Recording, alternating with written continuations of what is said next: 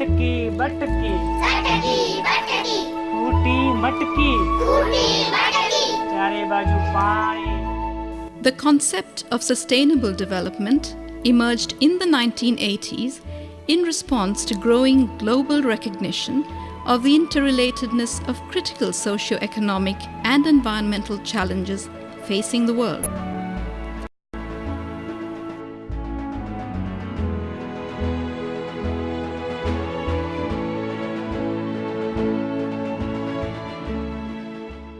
In 1992, the Earth Summit identified education as a cross-cutting issue and a key determinant of the success of Agenda 21. However, the decision of the United Nations General Assembly to formally proclaim 2005 to 2014 as the UN Decade of Education for Sustainable Development is a clear recognition of the fact that education and learning lie at the core of a more sustainable future. The proclamation seeks to galvanize education into a dynamic process that not only designs, but is designed by the ideal vision of sustainable development. At the heart of the Decade of Education for Sustainable Development is a simple idea with complex implications, namely, after being taught over past centuries to live unsustainably, we now have to learn to live sustainably. And the greatest part of this challenge, I believe, is to learn the lessons of interdependence. First of all, to understand, well, what is sustainable development? What's going on here when we talk about this? What does sustainable development really mean? We want to respond to the needs of all, the basic needs of all, in co-evolution with nature, with that what is available. Sustainable development, it is a way that we can maintain a society that does not use itself up too fast.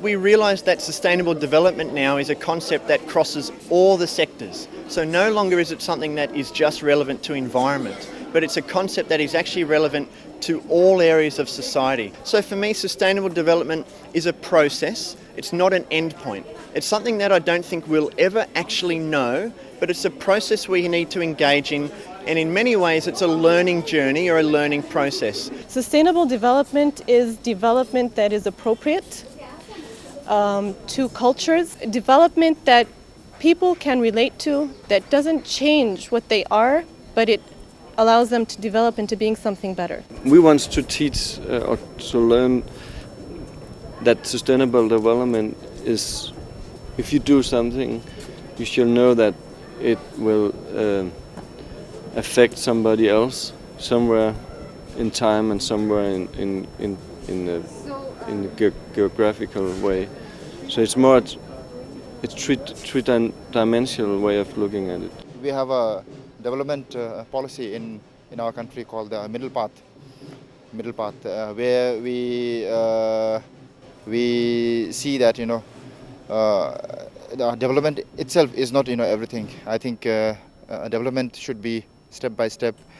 It should be very cautiously moved forward. So sustainability is actually having something for the future. So I mean, we're doing not just because we're living now. So everything is actually borrowed from our children. Well, and not really from my children, but from our children. So everything is borrowed. So we have to sustain everything for everyone else. Well, sustainable development for me is meaning to change the bad patterns or bad behaviors, and we go into a sustainable way of managing our natural resources. We stop overconsumption. So that's a balance between overconsumption and production. And how do we define education for sustainable development? The importance of education as a critical input into sustainable development is only now being recognized, while as many organizations, including ours, CE, has worked on it for several years. And this is an education which is very different from most education, because it's an education to empower. It's an education to get people to become learners. It's an education which is participatory, which gives people access to more choices. It is not syllabus oriented, but it's lifelong. Education for sustainable development is not a simple concept. Its intent is transformative. Education for sustainable development calls for integrated systems thinking, dissolving barriers between teacher and learner, theory and practice, as well as between all disciplines of learning. Well, there's a saying that seeing is believing, and one of the challenges in education or in learning is to get people to internalize, to get people to actually believe in what they learn, what they absorb. While education for sustainable development, or ESD, necessitates fundamental change in values and perceptions, it is open-ended in nature, making teachers and learners of everyone. All skills and learnings are relevant to ESD. And maybe your shtick is media and you're really good at the camera, or maybe your shtick is you're really good with kids and creating storytelling. Maybe you're good at corporate relations. Maybe you wear a three-piece suit with a gold watch hanging in your pocket and you're good downtown in New York City in the finance district. We need everybody to work on this, everybody. The core issues around sustainability are so serious and so strong, affecting all of us, from climate change to urbanization to biodiversity. It's not going away. This decade is not going to go away. How successful we are is going to be really depend on our skills as educators in creating learning environments. ESD values need to be shared if the vision is to be shared. But are these values and aspirations the same everywhere? I think when you get down to it, people are people, wherever they are in the world, and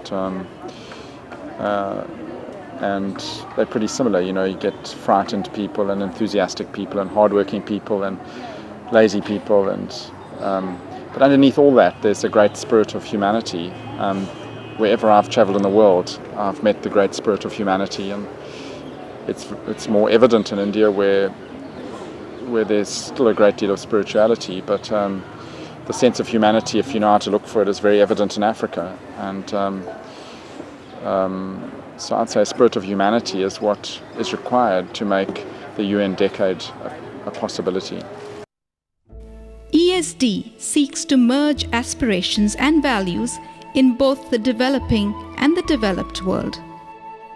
Sustainable approaches may in fact come from the developing world. You know, it's a tricky one because many of the issues are common, many of the concerns are common, but I do think there is one kind of difference which we need to look at particularly, and that is in terms of lifestyles. Certainly even in the developing countries there is a certain category, a certain class which needs to re-examine. But in the developed world, the paradigm is so widespread that their lifestyle is something which is not sustainable, and to the extent that acts as a role model for other countries in developing countries, we are creating more of a problem. And I think it was, as Mahatma Gandhi put it brilliantly in his usual, succinct and very powerful style, that if we were to live like in those days the British did, then we would need many planets. I come from a Western country which, as Robert has so eloquently said, consumes the equivalent of 3 globes in resources. Sometimes we're very smug and self-satisfied. Yes, we're getting better. Where I live has a new waste collection policy. Our transport system in some ways is getting better. So maybe in 10 years' time we'll only be consuming 2.5 globes. And that's not going to do anybody any good at all. How on earth are we going to be consuming our fair share? And to that extent, it is an education which is equally required in developed countries as it is in developing worlds. And when you take that view, the models of development, the models of good practices do not come from any one society. And I think that's very critical to understand, that we need to learn in order to educate. We need to learn the good practices, good models of developed life, and that can come from a tribal society.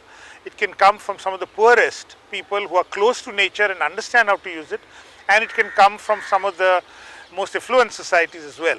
It's ironic, but it is our most educated countries that leave the deepest ecological footprints on the planet. And until we address sustainable production and consumption in meaningful ways, we still have to be guided by Gandhi, whether we're north or south, about the what is enough? Enough for need, but not for greed. That kind of a concept. But will this involve preaching as much as teaching? The attitudes and behavior which go traditionally with teaching and with preaching are part of the problem. They are not empowering to people.